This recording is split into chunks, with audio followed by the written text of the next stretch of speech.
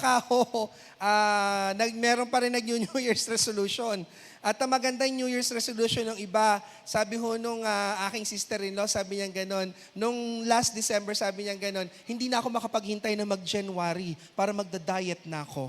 Para awa naman ng Diyos, kung nagtuloy na ho yung kanyang diet, hindi ko ho alam. At maraming may mga New Year's resolution, magpapapayat na, magpapakabait na ako, magtitipid na ako. Kumusta naman nag-survive ba kayo ng December? No, blessed are those who used all of their money in December, for they will know suffering in January. So yun ang nangyari dun sa marami, no? Kaya spend wisely, live frugally, no? Waste not, want not. So nakita po natin, at gano'n na ho kayo karaming beses nag-iinit ng ulam ho ninyo sa nakalipas ho na araw. Kahapon ho, nagtuyo na ho kami mag-ina. Kami ho ni nanay. Di na ho namin makain lahat yung iniinit doon. So nakita ho natin talagang yung mga mapalad yung mga nag-birthday ng January, iniinit na lang ang handa. Oo. So nakita po natin, Januaries are associated with New Year's, no? Ako po personally, for me, I grew up in that mindset, but for me, what serves to be my New Year is not the New Year itself. Every time I celebrate a birthday, that for me is my New Year. Para sa akin po, hindi po yung New Year talaga na ganito. Kaya ang December hanggang January, it just happens like a typical day for me. And so, ang title po ng ating pong sermon sa umaga pong ito ay pinamagatan ko pong, ayaw na naman niya, ay pinamagatan kong, ayan, namamatay na naman siya. Sige, click na lang ninyo. Mukhang ayaw yatang makikooperate yung ating clicker or yung ano. Ayan. Ay, hindi yan. Balik pa ulit. Ayan. Ang pamagat po ng ating sermon sa umaga pong ito ay pinamagatan kong Happy New Year 2025. Choose life. Sabihin niyo sa katabi niyo, life. Yan. So, let us choose life. At saka, binati niyo na ba yung katabi niyo, Happy New Year? Happy New Year. Meron pa ako isang New Year na i-celebrate sometime by February ng ating mga kaibigang Chinese, no? So, they will be celebrating also their New Year by February of this year. Ngayon, kapag klinik ko itong susunod na to, nakita nyo ho yung picture niyan, ano nababasa ninyo? Life, no? Pero doon ho sa mga marunong doon sa mga nagkokolekta ng magazine, alam ho na yung salitang yan, at saka yung very symbol na yan, it stands for a magazine. And that's the Life magazine, no? It's a magazine that showcases the life of people. Ngayon, lalagay ko sa spotlight si Kuya Eric Flores ngayong umagang to dahil yung sermon na to ay inspired niya, no? May mention pa, no? Bakit na-inspired ni Kuya Eric itong ano na to? Nung si Kuya Eric po ay nag-60th birthday last year, at ako po nun ay naipit ho sa traffic papunta ho dun sa venue. Iniisip ko ho kung ano yung exhortation na ibibigay ko. Dahil ho sa tagal ng traffic, ako ho ay nakabuo ng konsepto. At yung konsepto na po yon ay nakita po ninyo, nilagay ko po na acronym yung LIFE, no? L-I-F-E.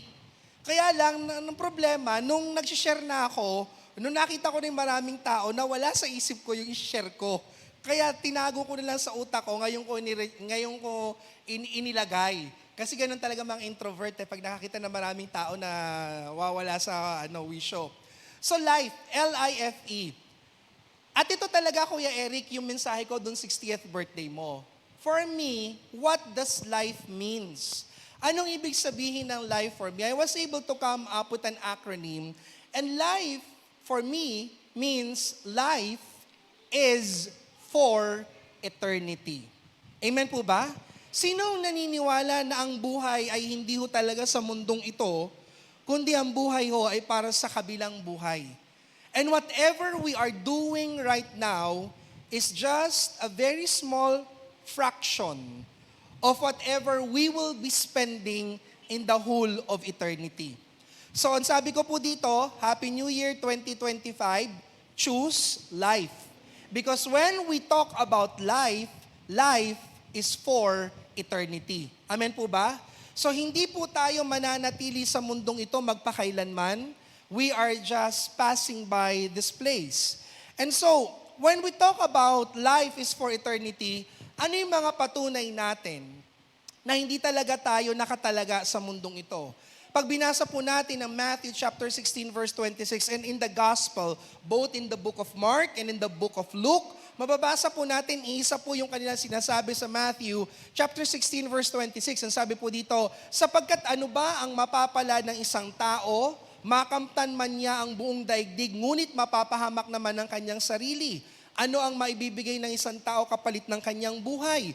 Sabi sa Mark chapter 8 verses 36 up to 37, ano daw ang mapapala ng isang tao? Makamtan man niya ang alin? Ang buong daigdig, ngunit mapapahamak naman ang kanyang sarili. Ano bang may babayad ng isang tao para mabawi ang kanyang buhay? And Luke chapter 9 verse 25, we read, anong mapapala ng tao, makamtan niya ang buong daigdig kung mapapahamak naman at mawawala ang kanyang buhay. So nakita po natin dito that all of the evangelists, all of the writers of the gospel, Matthew, Mark, and Luke are saying, what would it profit a man if he gains the whole world and loses what? And loses his soul. You can never buy your soul back. So nakita po natin dito, life is indeed for eternity. We also begin to understand, sabi po ng Panginoong Hesus sa Matthew chapter 6 verse 19, huwag kayong mag-impok ng mga kayamanan dito sa lupa. Dito may naninirang insekto at kalawang at may nakakapasok na magnanakaw. Sa halip, ano daw pong sabi ng Panginoong Hesus? Mag-impok kayo ng kayamanan sa langit. Dooy walang naninirang insekto at kalawang at walang nakakapasok na magnanakaw. At ang sabi din po dito, sapagkat kung saan naroon ang inyong kayamanan, naroon din ang inyong puso. Kaya hindi ko po makakalimutan yung exhortation ni Ninang Ani na sabi niya ganon, whenever you give your tithes, it is a way of proving that you love God more than the money. Dahil kapag mahal mo yung pera, hindi mo mapapakawalan. Alipin ka nung pera. Pero pag ikaw, mahal mo ang Panginoon, walang hindi maibibigay. Amen po ba? Kaya nakita po natin dito, sinabi po ng Panginoong Jesucristo yan. At ano din po sabi ni Apostol Pedro patungkol sa buhay po natin dito sa lupa? Mga minamahal, nakikiusap ako sa inyo bilang mga dayuhan. Ano pong katayuan po natin? Dayuhan at pansamantalang naninirahan lamang sa daigdig na ito. Sabihin nyo sa katabi nyo, stranger ka lang. Passerby ka lang. Hindi ka taga rito. Tama po ba? Sabi po dito, bilang mga dayuhan at pansamantalang naninirahan lamang sa daigdig na ito, talikuran na ninyo ang mga pagnanasa ng laman na nakikidigma sa inyong mga sarili.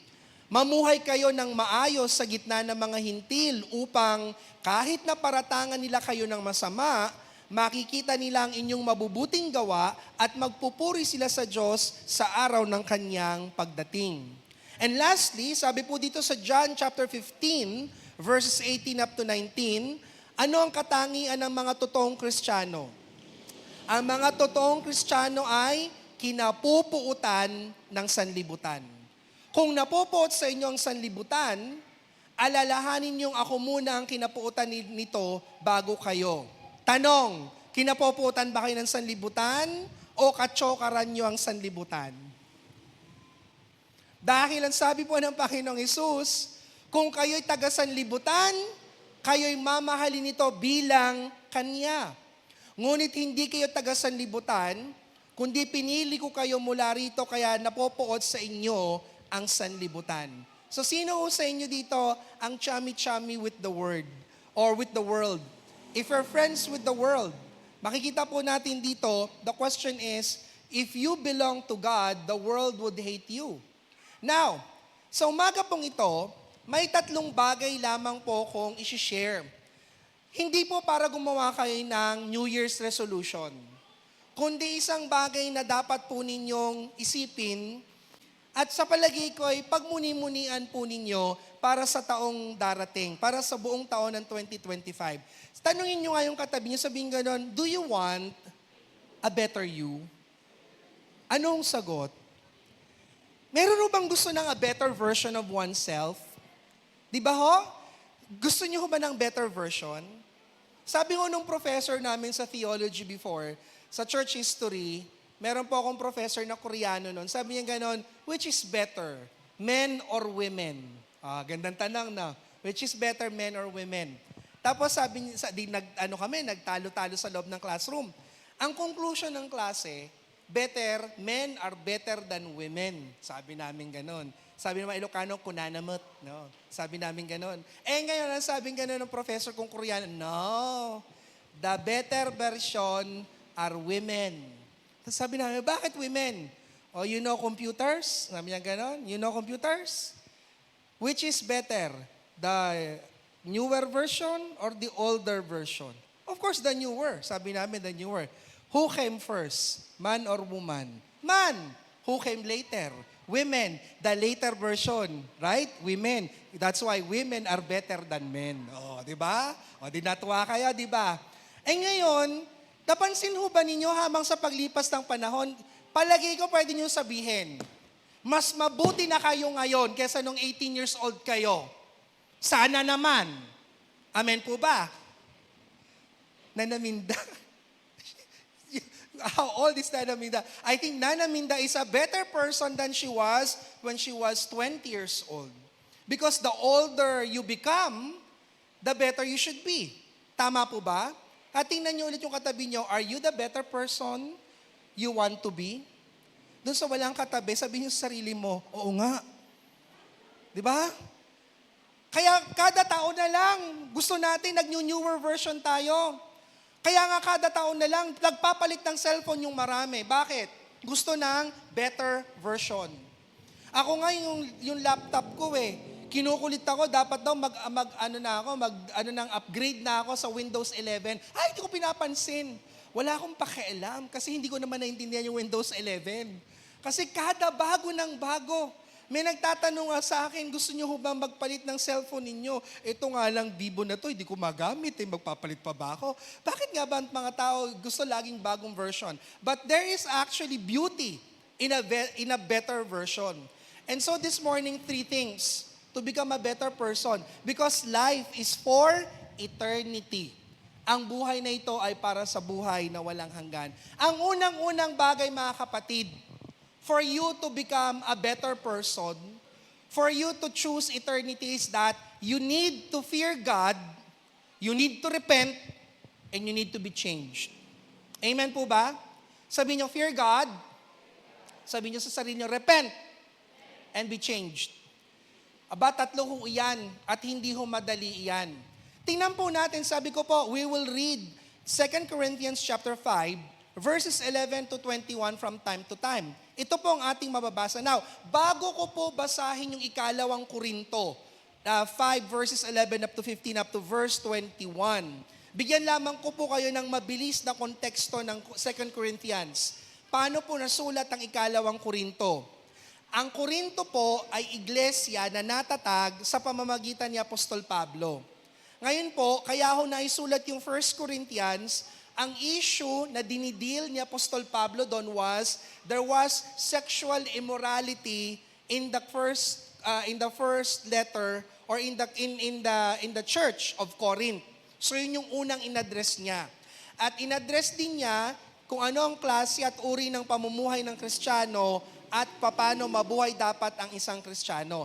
Pagdating ng ikalawang Korinto, meron na namang ikalawang problema. Ano pong problema sa 2 Corinthians? Sa 2 Corinthians, yung mga taga-Corinthians, kine-question na si Apostol Pablo. At ang tanong nila kay Apostol Pablo ay, ikaw ba talaga ay hinirang ng Diyos? Talaga bang karapat dapat kang matawag na lingkod ng Diyos? Kasi you don't look like an apostle. You don't look like the other apostles that we know. Dahil noong panahon na yon, meron mga tinatawag na mga itinerant evangelists who were very good in speaking, who were very fluent, who are very, very good in their public speech. Ang sabi po ng maraming Bible scholars, si Apostol Pablo daw ay buyoy. Bulol daw si Apostol Pablo. Kaya sabi nga, mababasa nyo, magaling lang daw siya sa pagsusulat, pero mahina sa totoo. At maraming nagsasabi, hindi daw kagwapuhan si Apostol Pablo. Wala po akong kinagagalitan, wala po akong pinatatamaan. Di umano, sabi na ilang Bible scholars, kalbo daw po si Apostol Pablo.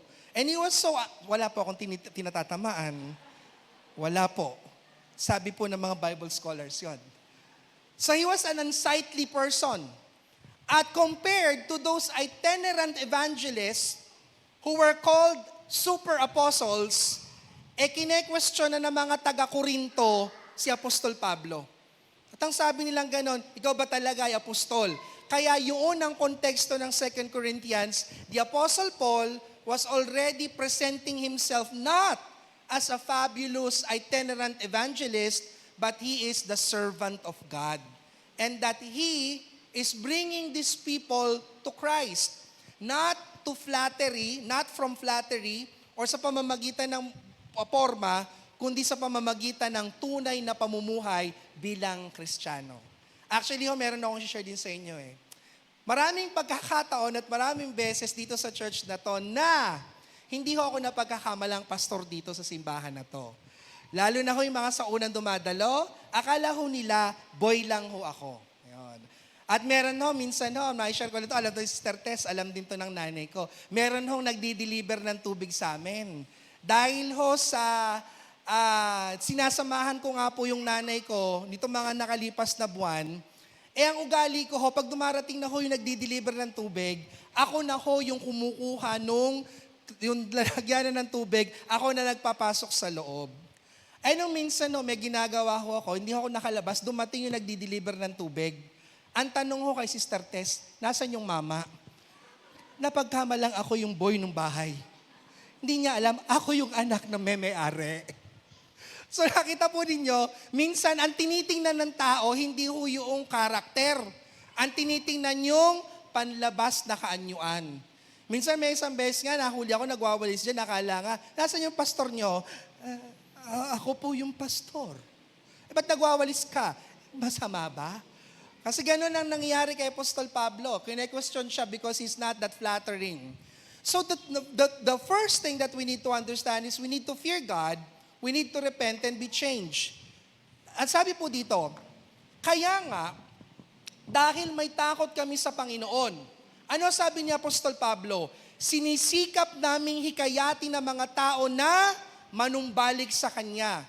Alam ng Diyos ang tunay naming pagkatao at inaasahan kong kilalang-kilala rin ninyo ako. So nakita niyo po dito, merong ginagawang pagtatanggol na ni Apostol Pablo sa kanyang sarili. Pero ang kanyang pagtatanggol ay hindi base sa kanyang sariling kahusayan o sarili niyang kagalingan o pagiging magandang lalaki niya. Ano sinasabi niya dito? Dahil siya ay may takot sa Panginoon. At sabi po dito, hindi dahil sa nais naming ipagmalaking muli sa inyo ang aming sarili, kundi nais naming bigyan kayo ng dahilan upang kami maipagmalaki ninyo. Nang sa gayon ay masagot ninyo ang mga taong walang ipinagmamalaki, kundi ang mga bagay na alin? Bagay na panlabas at hindi tunay na pagkatao. So nakita po ninyo, ano yung kaibahan ni Apostol Pablo dun sa mga magagaling na mga mangangaral ng kanyang panahon? Yung tunay na pagiging tao. Yung pagkataong totoo. Pagpatuloy po natin ang pagbabasa. Kung kami parang nasisiraan ng isip, iyan ay alang-alang sa Diyos. At kung matino naman kami, iyan ay para sa kapakanan ninyo. Ang pag-ibig ni Kristo ang naghahari sa amin sapagkat natitiyak naming may isang namatay para sa lahat, kung kaya't ang lahat ay maibibilang ng patay. Namatay siya para sa lahat upang ang mga nabubuhay ngayon ay wag nang mabuhay para kay Kristo na namatay at muling nabuhay para sa kanila. Can I hear an amen? Alam niyo po mga magulang at mga kapatid, hindi po natin mapagkakaila yung katotohanan. lahat tayo may ugali. Tama po ba? At ano ang madalas nating banggit kapag lumalabas ang naturalesa natin? Tao lang, nagkakamali. Kaya nga yung kanta na at kung yan man ay kasalanan, ay sapagkat kami ay tao lamang. Di ho ba? Karaniwan ang nakikita po natin, ang ating katwiran ay, eto ako eto natural ko Pero nakita po natin dito, ang sabi po ng Panginoon sa pamamagitan ni Apostol Pablo, kinakailangan magkaroon tayo ng takot sa Diyos, tayo ay mabago at magbagong buhay na. Amen po ba? Paano po mangyayari po yan? Ang sabi po dito ni Apostol Pablo, namatay si Jesus para sa lahat upang ang mga nabubuhay ngayon ay wag nang mabuhay para sa sarili, kundi para kay Kristo na namatay at muling nabuhay para sa kanila. Sabihin nyo, a better version of myself is the one that is dead. Amen? You know if you are dead to yourself, it is no longer you who is alive. Who is alive? Christ. And that's no longer you. And that's a better version. Amen? Kaya nakita po ninyo dito, ang ginawa po ni Apostol Pablo, ang kanyang ipinagmamalaki ay hindi yung sarili niyang pagkatao. Sabi po sa verse 12, hindi dahil sa nais naming ipagmalaking muli sa inyo ang aming sarili. Ano sabi niya? Kundi nais naming bigyan kayo ng dahilan upang kami maipagmalaki ninyo. Anong dapat ipagmalaki nila? Hindi na si Apostol Pablo, kundi si Apostol Pablo na binago sa pamamagitan ni Kristo Jesus. Amen po ba? Wala akong may ugali. Wala akong hindi may ugali. All of us, we have our human nature. But the better version of ourselves is when that human nature dies and we no longer live to ourselves, but Christ lives in us. Amen? Kaya if you want a better version of yourself, don't look inwardly. Look outwardly. Look unto God because He alone can change us. Can I hear an amen? Pumalakpak nga lahat ng inaantok. O at least, honest po ako, Pastor, honest ako. Kapampangan walang H. Honest po ako. Sige, palakpakan po natin ang Panginoon. Let's give the Lord the best clap of praise. Kaya sabi po dito, sa Galatians chapter 2 verse 20, namatay akong kasama ni Kristo sa krus. Hindi na ako ang nabubuhay sa aking sarili, kundi si Kristo na. Ipinapamuhay ko ang buhay kong ito sa pamamagitan ng pananampalataya sa anak ng Diyos na nagmahal sa akin at nag-alay ng buhay niya para sa akin. The better version of yourself is not yourself. A better version is one who is dead to self. At kapag halimbawa hindi nyo na hinahanap ang inyong sarili, ano makikita sa inyo? Mas lalo kayong mapagbigay. Pag hindi nyo na hinahanap ang inyong sariling kapakanan, mas lalo kayong mapagpasensya. At hindi nyo na kailangang ipinagtatanggol palagi ang inyong mga sarili. Amen po ba? Napansin nyo, dito pong nakalipas sa taon ng 2024, ang dami hong mga road rages na nangyari sa kalsada. Marami hong mga tao na nagbababag sa kalsada. Bakit po? Ito yung sinasabi sa atin ng mga Tagalog, di ba, no? Parang walang marunong magsukli. Parehong piso. Dahil karapatan ko, karapatan mo, walang nagpaparaya sa isa't isa. Ano nangyayari? Nauuwi sa gulo.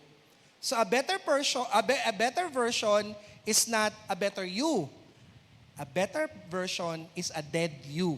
No longer living by yourself.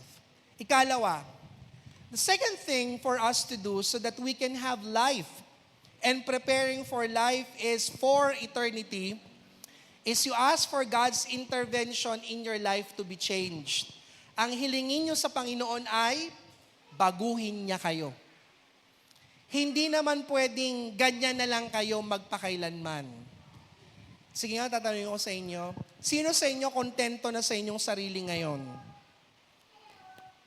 Wala naman nagtaas ang kamay. Di ibig sabihin, naniniwala kayong merong pagbabagong dapat gawin sa inyo. Amen po ba?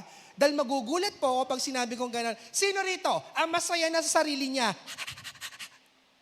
It's either baliw ka o hindi mo naintindihan yung sinasabi ko. Actually, one time, meron pong isang kasal ako na in-officiate.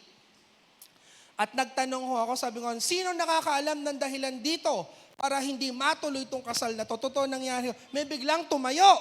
Ako! Wag ituloy yung kasal. Aba, Diyos ko, hindi naman itinuro sa amin sa seminaryo kung paanong gagawin kapag merong nag-object ng ganon. Eh di napatingin ako ng matalas dun sa mata ng lalaki na ikakasal. Sino yon? Kasi pinapatigil yung kasal.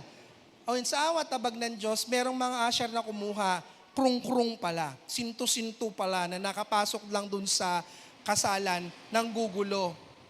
Kaya kapag tinanong ko sa inyo, sino sa inyong masaya na sa inyong sarili, baliw lang ang magsasabing masaya na siya sa sarili niya dahil walang taong ganap na natutuwa sa kanyang sarili. Dahil alam natin sa sarili natin, meron tayong mga dapat baguhin.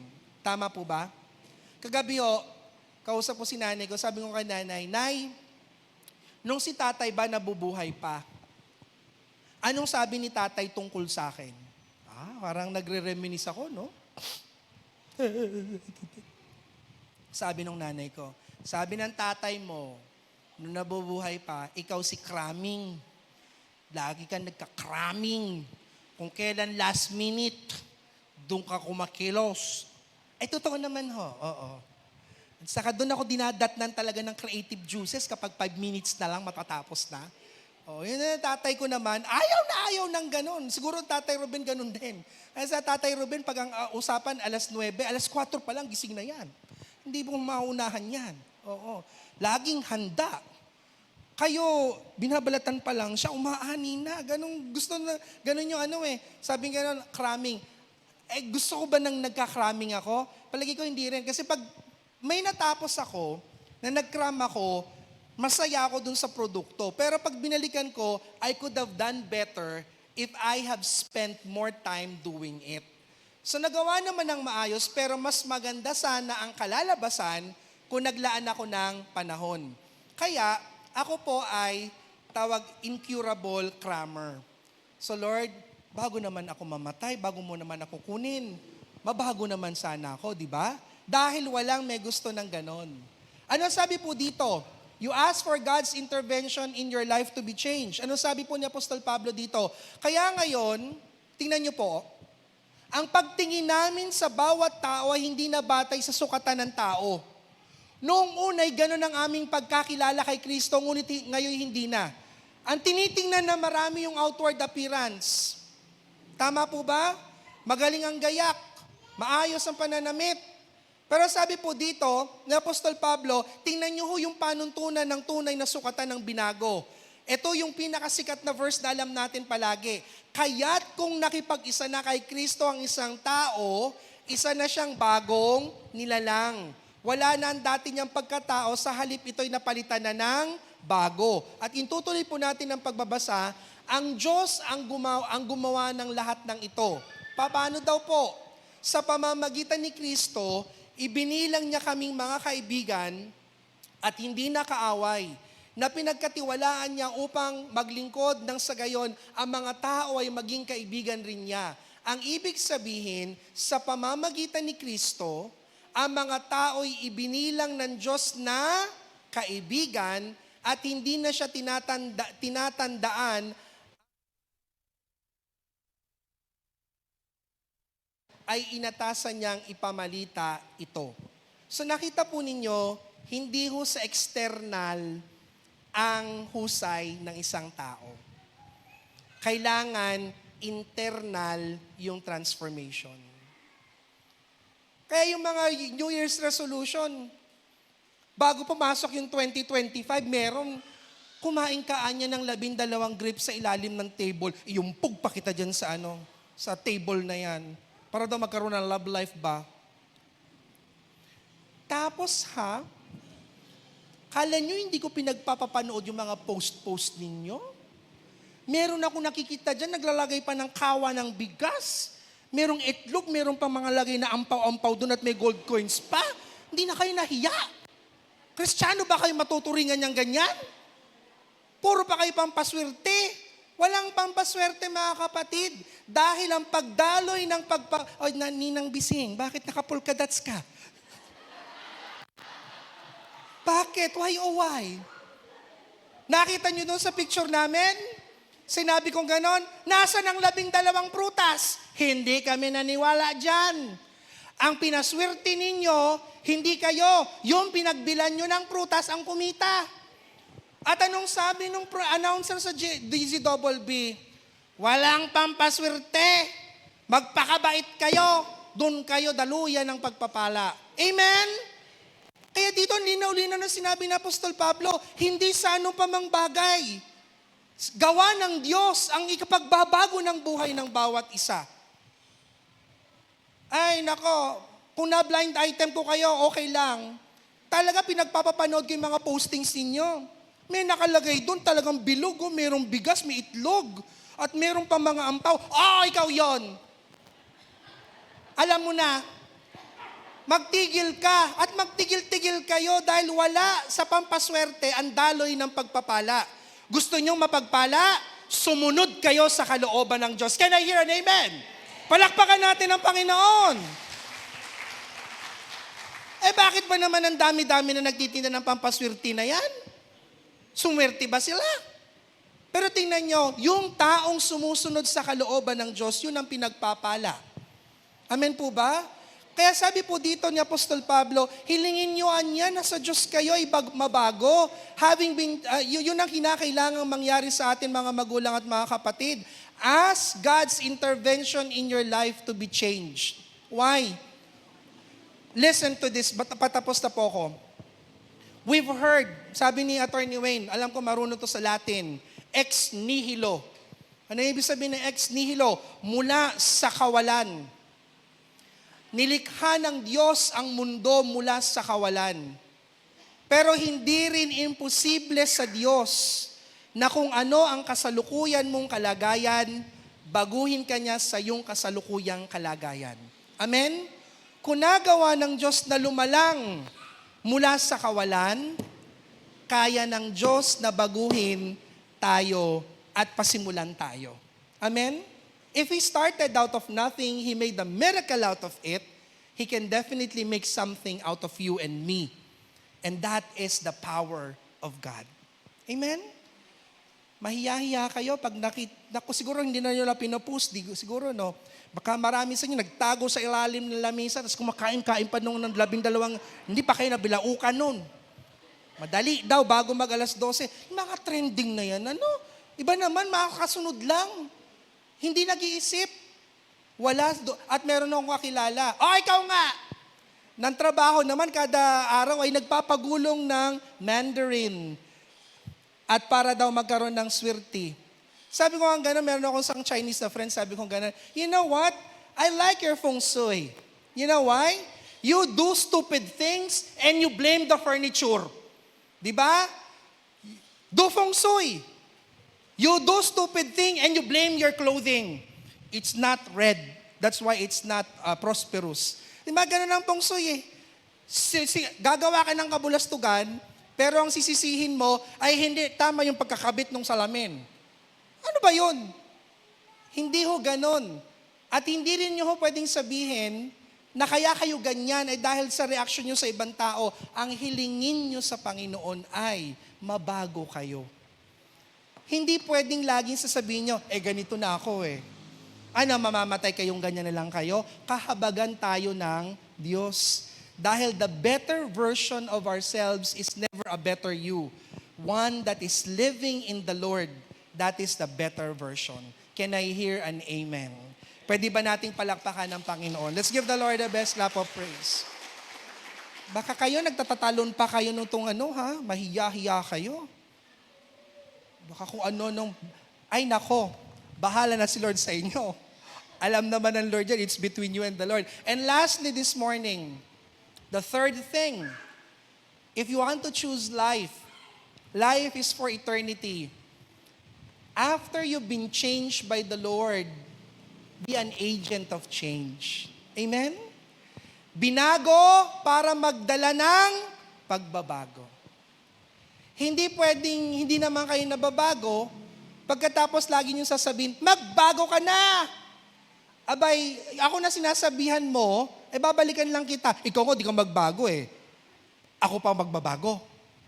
Di ba? Kaya maraming ayaw maniwala. Maraming ayaw maniwala sa mga mangangaral. Kasi, hindi ginagawa ng mangangaral yung kanyang itinuturo. At kung minsan, di ba, yung mga, bakit ba, eto nga, bubusina ako ulit. Ay, hindi, mambabangga na ako, wala nang busi-busina. Bakit minsan yung mga nanay, kahit na ilang beses ako,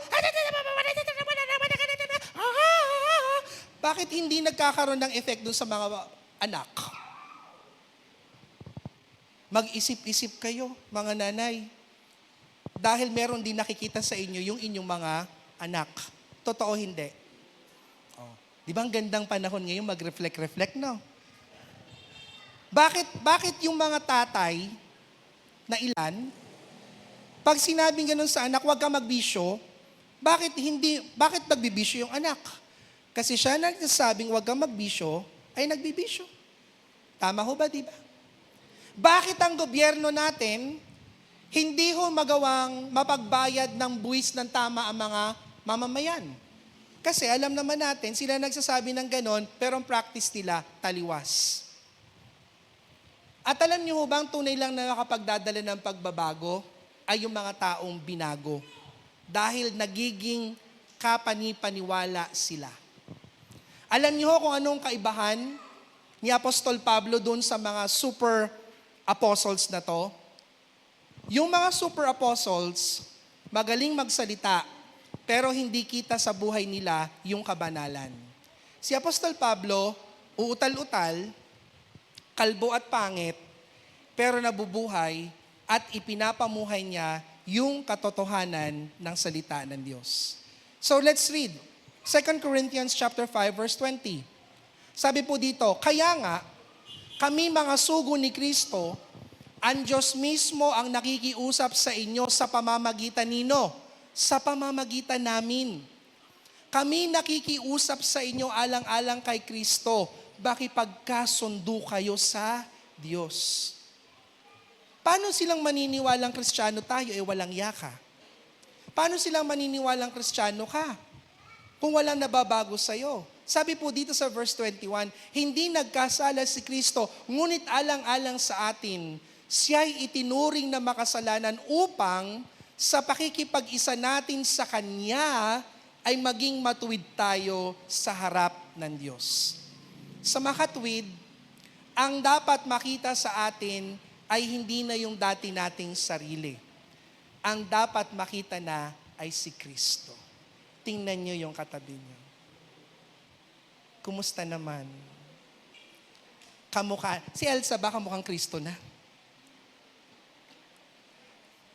Pag tinitingnan ba ni Ate Rosie Elder Nadi, I see Jesus in you. O baka naman pagtingin, ay si Judas. Sino na ang kamukha ninyo? Sa umaga ba, pag gising nyo sa umaga at pagtingin nyo sa salamin, grabe, pogi talaga. O nakikita na, hindi na yung sarili niyo. Ang dapat nakikita na palagi ay si Kristo. At sino nagdadala ng tunay na pagbabago? Ay subukan lang ninyong mabago ng, yung mga tao sa paligid nyo, magtataka. Dati butangera yan eh. Ba't ngayon hindi na? Ano kaya nangyari? At anong mangyari nun? Hindi na ikaw yun. Ang Diyos na yun. At anong sabi po dito? Totoong hindi nagkasala si Kristo, pero pag si Kristo ay nasa iyo na, ano nangyayari? Sa pamamagitan ng buhay ng mga taong na kay Kristo, ang mga tao ay nakikipagkasundo kay Kristo. May kaaway ba ka ngayon dito? Makipagbati na kayo. Hindi pa huli ang lahat. Amen? Hindi pa huli lahat para baguhin tayo ng Diyos dahil ang ibig ng Panginoon, makasama niya tayo. Alam niyo po mga magulang at mga kapatid, dito po ako magtatapos. God is giving us the chance to change and to be changed. Amen? Sabihin niyo, God, thank you for giving me the chance to change and to be changed. Ano ang patunay nito? Hindi niyo ho kailangan ng yearly na New Year para magbago. Dahil ang sabi po dito sa Panaghoy 3:22 to 23, sa mga kaawaan nga ng Panginoon ay hindi tayo nalipol, sapagkat ang kanyang mga habag ay hindi nauubos. Ang mga yaoy bago tuwing umaga, dakila ang kanyang pagtatapat. Ibig sabihin, every morning when you wake up, God is giving you a chance to change. Amen? Ano pa hong patunay ng kabutihan na to ng Panginoon? Sa 2 Pedro 3:9, hindi mabagal ang Panginoon tungkol sa kanyang pangako. Ano daw yung pangako dito na sinasabi? Dito sa 2 Pedro, yung mga tumutuligsa sa mga mananampalataya, ang sabi nilang ganon, hindi pa rin dumarating ang Panginoon. Ang dami nang namatay, ang dami nang nawala, hindi pa rin dumarating ang Panginoon. Ano sabi ni Apostol Pedro sa kanila? Hindi mabagal ang Panginoon tungkol sa kanyang pangakong muli niyang pagbabalik. Gaya ng kabagalang itinuturing ng iba. Hindi pa siya bumabalik dahil matyaga siya sa inyo na hindi niya ibig na sino man ay mapahamak, kundi ang lahat ay dumating sa pagsisisi. Sinong naniniwalang baka sa 2025, ito yung binibigay pang pagkakataon sa inyo, makapagsisi pa kayo at mabago kayo sa biyaya ng Diyos. Amen? Kunin po natin yung medyo mababaw-babaw na version. Ang Panginoon ay hindi nagpapabaya sa kanyang pangako gaya ng inaakala ng ilan. Hindi pa niya tinutupad yung muli niyang pagbabalik na pangako alang-alang sa inyo. Binibigyan pa niya ng pagkakataon ng lahat upang ano? At anong sabi? At tumalikod sa kasalanan sapagkat hindi niya nais na may mapahamak. Can I hear an amen? And that is why the steadfast love of the Lord never ceases. They are new every morning. Great is His faithfulness. Can I hear an amen to the Lord? Pwede ba nating palakpakan ng Panginoon? Yung pinakamalakas na palakpak sa Diyos na buhay. Kaya hindi kay Janus ang merito tuwing bagong taon. Magpasalamat tayo sa Diyos dahil ang kanyang kahabagan ay laging sariwa sa bawat umaga. Minarapat natin na bago pumutok ang araw, ay makapanambahan na bakit? Upang malaman ninyo na sa gitna ng kadiliman, hindi mapipigilan ang kadiliman ng pagbubukang liwayway ng araw. Hindi kayang gapiin ng kahit anong kadiliman ang gawa ni Kristo sa buhay ng mga tunay na Kristiyano. Totoo, makasalanan tayo.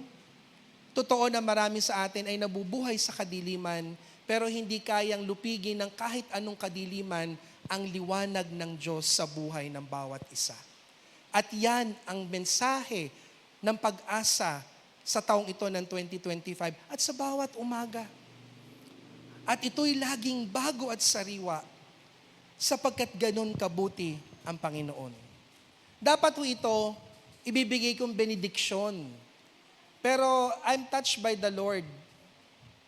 Can you say this? The greatest miracle is a changed life. Amen? Hindi ho yung yumaman kayo. Minsan nga, pag yumaman pa kayo, doon pa sumasama ugali ng iba, di ba? Sabi nga nila, Anya, mas kilala ang Diyos ng marami sa panahon ng pagdarahop. Sa panahon ng kayamanan, sa panahon ng kasaganaan, doon mas nalilimutan ang Diyos. Kaya ako yung spiritual father ko, nung sabi niyang ganon, Ronald, ulo lang ng tuyo, okay na sa akin. Bakit ho?